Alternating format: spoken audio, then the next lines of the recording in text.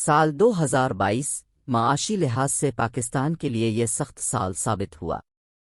بیرونی ادائیگیوں کے مسائل پاکستان کے لیے شدید تر ہو گئے ہیں، جبکہ عالمی مالیاتی اداروں کی سخت شرائط نے زر مبادلہ کا حصول مشکل بنا دیا ہے۔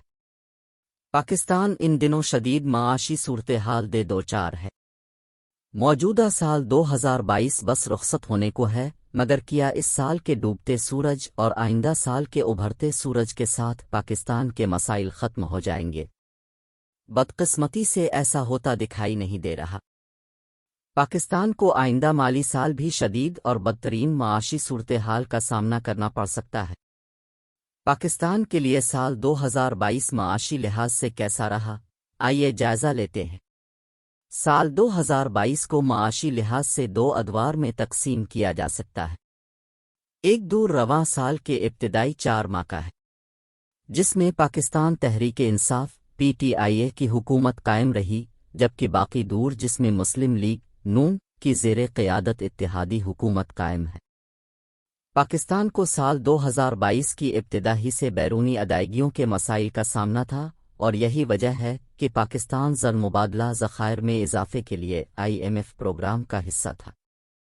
اس پروگرام میں حکومت کی تبدیلی کے باوجود کچھ فرق نہیں آیا، اور IMF پاکستان کو کسی قسم کی رعایت دینے کے لیے تیار نظر نہیں آیا۔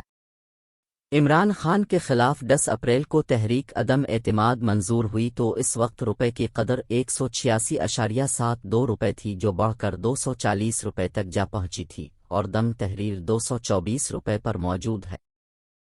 اسی طرح پاکستان سٹاک ایکسچینج میں اتار چڑھاؤ کے بعد بینچ مارک کے SE 100 انڈیکس 41,000 پوائنٹس کے قریب موجود ہے۔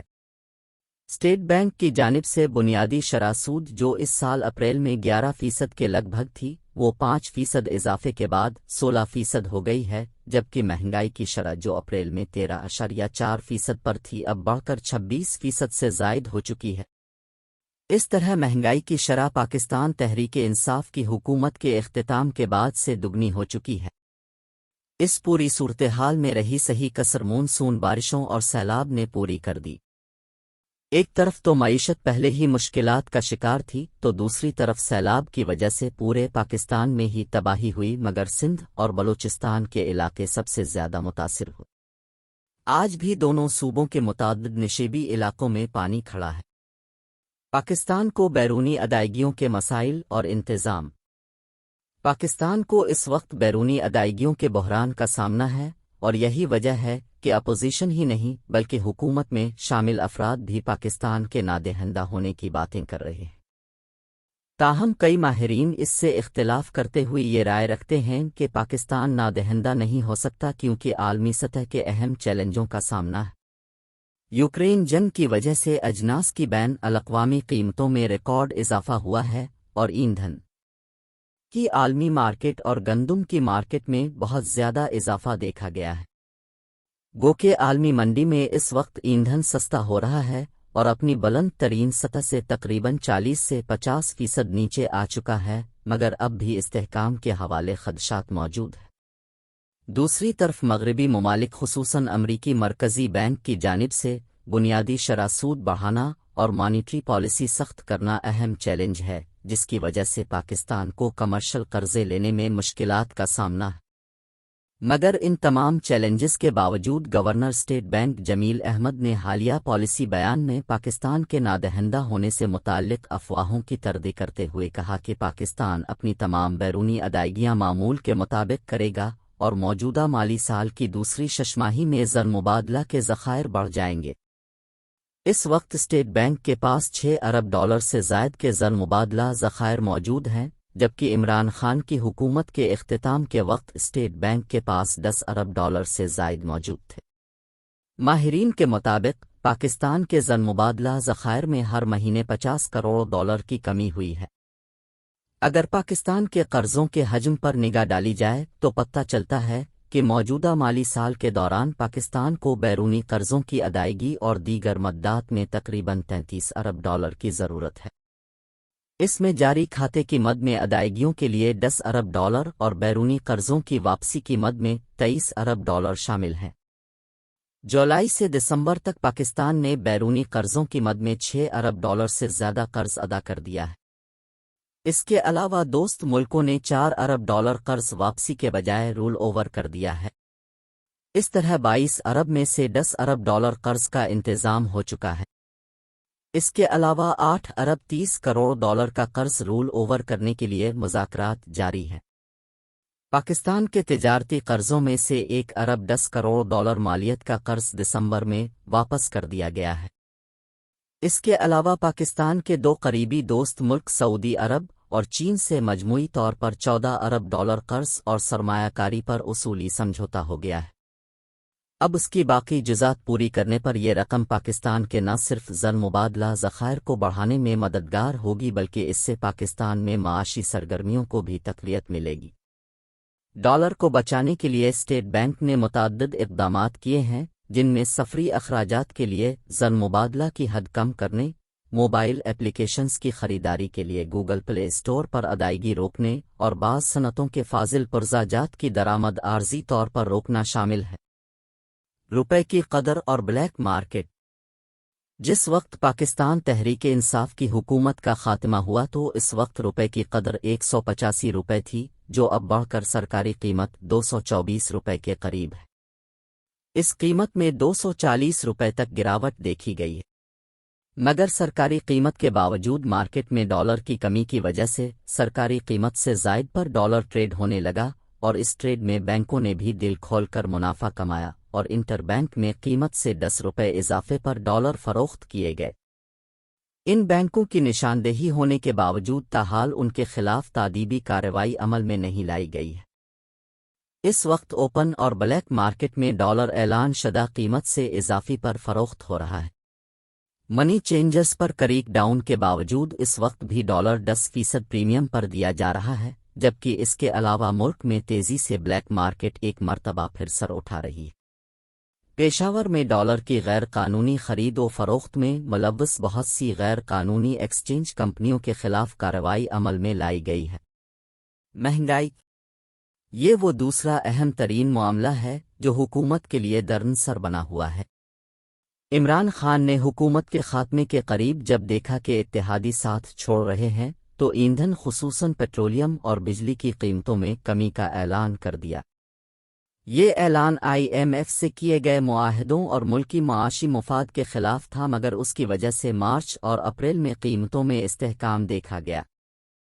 पाकिस्तान तहरीक इंसाफ की हुकूमत ख़त्म हुई तो इस वक्त महंगाई की अमूमी शरह 12% थी, जबकि ग़िज़ाई अजनास की कीमतों में इजाफा 15 से 17% तक था। मगर नई हुकूमत के कायम होते ही IMF प्रोग्राम बहाली पर बातचीत शुरू हुई तो कहा गया कि पहले पाकिस्तान अपने बजट खसारे के हवाले से तय किए गए अहदाफ को पूरा करे। इसलिए न सिर्फ हुकूमत ने ईंधन यानी बिजली और पेट्रोलियम पर सब्सिडी को ख़त्म किया बल्कि दीगर ऐसे इक़दामात भी उठाए जिससे हुकूमती बजट के अदाद व शुमार तो बेहतर नज़र आने लगे, मगर उसके साथ ही आवाम पर महंगाई का बोझ पड़ा। इसके नतीजे में हुकूमत की मकबूलियत घुटने लगी और अब ये सूरत हाल है कि हुकूमत अवामी गम व गुस्से की वजह से फौरी इंतखाबात पर जाने से कतरा रही है। नवंबर के इख्तिताम पर मुल्क में मजमूई महंगाई की शरह 26% से तजावुज़ कर गई थी, जबकि ग़िज़ाई अजनास 34 से 37% की शरह से महंगी हो रही है।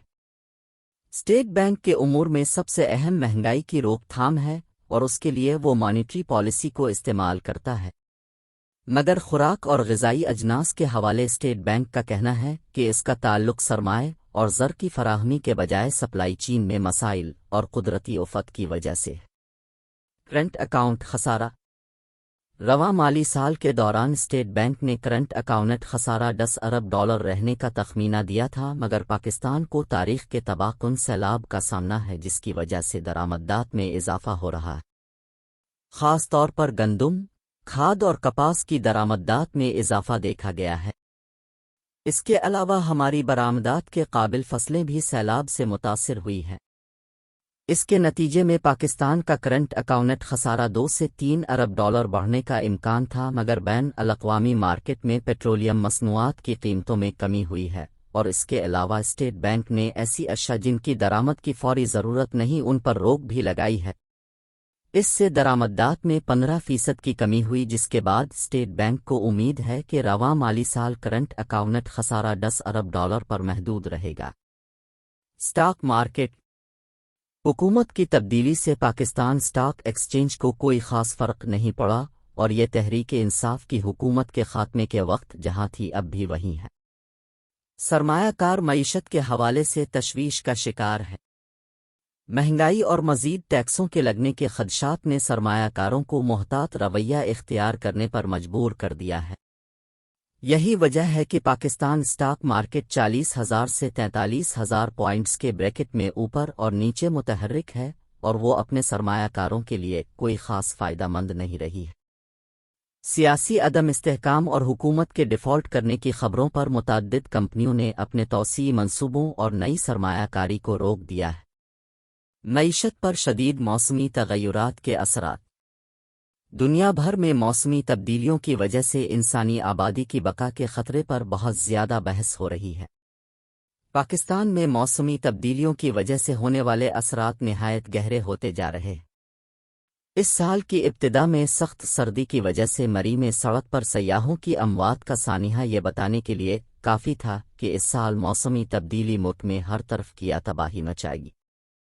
گرمیوں میں چاروں صوبوں اور وفاقی علاقے میں قائم جنگلات میں لگنے والی بدترین آگ نے نہ صرف مقامی آبادی کو متاثر کیا بلکہ اس کی وجہ سے کئی سو سال پرانے درخت بھی جل گئے، جس سے پہلے ہی جنگلات کی کمی کے شکار پاکستان کی مشکلات مزید بڑھ گئی ہیں۔ جنگلات کی اس تباہی کے بعد رہی صحیح کسر مونسون بارشوں نے پوری کر دی ہے۔ اس سال بارشوں کا سلسلہ اور شدت دونوں ماضی کے مقابلے نہایت شدید تھے۔ بارشوں کی وجہ سے کراچی شہر میں اربن فلڈنگ کا سامنا رہا، جبکہ سندھ اور بلوچستان میں کلاؤڈ برسٹ نے وہ تباہی مچائی کہ آج بھی متعدد نشیبی علاقوں میں پانی کھڑا۔ اس سیلاب میں 20 لاکھ سے زائد گھر جزوی یا مکمل طور پر تباہ ہوئے اور بڑے پیمانے پر کھڑی کپاس اور دیگر فصلوں کو نقصان ہوا۔ اس کے علاوہ پانی کھڑا ہونے کی وجہ سے گندم اور دیگر فصلوں کی بوائی بروقت نہیں ہو سکی، جس سے ملک میں غذائی اجناس کی قلت میں اضافے کے خدشات ہیں۔ عالمی بینک نے سیلاب سے ہونے والے تباہ کاریوں کا تخمینہ $40 ارب لگایا ہے۔ اس میں گھر، انفراسٹرکچر، سیلاب سے متعلق نئے انفراسٹرکچر کی تعمیر اور فصلوں کی تباہی وغیرہ شامل ہیں۔ عالمی مالیاتی فنڈ کی شرائط۔ تحریک انصاف کی حکومت نے IMF پروگرام لیا تھا جس پر تاحال عمل درآمد مکمل نہیں ہو سکا ہے۔ $7 ارب مالیت کے اس معاہدے پر لگی کڑی شرائط کی وجہ سے پاکستان کو اس پروگرام پر عمل درآمد کرنا مشکل ہو رہا ہے۔ موجودہ وزیر خزانہ اسحاق ڈار نے دعویٰ کیا تھا کہ وہ IMF کو منا لیں گے اور ان سے اپنی شرائط پر قرض کی اقساط کو طے کریں گے، مگر ایسا نہیں ہو سکا ہے اور قسط جاری کرنے سے قبل کے نویں جائزے کا عمل مسلسل تعطل کا شکار ہو رہا ہے۔ IMF پاکستان کو ٹیکس وصولی کے اہداف بڑھانے پر زور دے رہا ہے۔ اس میں $300 ارب کی اضافی پیٹرولیم لیوی اور $500 ارب کے دیگر ٹیکس بڑھانے کے علاوہ بجلی کی فی یونٹ قیمت کو بڑھانے کا مطالبہ کیا جا رہا تاکہ ٹیکس ٹو GDP تناسب بڑھا کر 11% کیا جا سکے۔ وزارت خزانہ کا کہنا ہے کہ IMF سیلاب سے متعلق انسانی ہمدردی کے حوالے سے معاونت کرنے پر تیار ہو گیا ہے اور پاکستان کو متاثرین کی بحالی کے لیے اخراجات کی اجازت دے دی ہے، تاہم نویں جائزے میں تاخیر معیشت کے حوالے سے خدشات کو بڑھا رہی ہے۔ سیاسی عدم استحکام اور منفی کاروباری اعتماد۔ ملک میں جاری سیاسی عدم استحکام نے معیشت کے حوالے سے سرمایہ کاروں کے اعتماد کو ٹھیس پہنچائی ہے۔ ملک میں قبل از وقت انتخابات کا مطالبہ، اہم عسکری تعیناتی پر سیاست، خونی انقلاب اور لانگ مارچ کے اعلانات اور سڑکوں کی بندش کی وجہ سے سرمایہ کاروں نے اپنے ہاتھ کھینچ لیے ہیں اور ملک میں نئی سرمایہ کاری نہیں ہو رہی ہے۔ مقامی اور غیر ملکی دونوں سرمایہ کاروں کی جانب سے دیکھو اور انتظار کرو کی کیفیت ہے۔ کاروباری اعتماد کے حوالے سے overseas investors chamber of commerce and industry کے حالیہ سروے میں کہا گیا ہے کہ ریٹیل اور پیداواری شعبے میں کاروباری اعتماد باری طرح مجروح ہوا ہے اور پاکستان میں کام کرنے والی غیر ملکی کمپنیوں کی جانب سے اپنی تشویش کا اظہار کر دیا گیا ہے۔ اس کے علاوہ سیاسی سطح پر معیشت کے حوالے سے کی جانے والی بیان بازی اور ملک کے دیوالیہ ہونے سے متعلق بیانات ملکی اور غیر ملکی سرمایہ کاروں کے اعتماد کو مجروح کر رہی ہے۔ پاکستان میں سال 2022 معاشی لحاظ سے ایک سخت سال ثابت ہوا ہے۔ اس سال پاکستان کی معیشت کو متعدد مسائل کا سامنا رہا۔ بیرونی ادائیگیوں کے مسائل پاکستان کے لیے شدید تر ہو گئے ہیں، جبکہ عالمی مالیاتی اداروں کی سخت شرائط نے زر مبادلہ کا حصول کو مشکل کر دیا ہے۔ مگر سال 2022 میں پیدا ہونے والا سیاسی عدم استحکام معیشت کے لیے زہر قاتل ثابت ہوا ہے، اور یہی وجہ ہے کہ کاروباری حلقوں کی جانب سے ملک میں انسان معیشت پر سیاسی اتفاق رائے کرنے کا مطالبہ زور پکڑ رہا ہے۔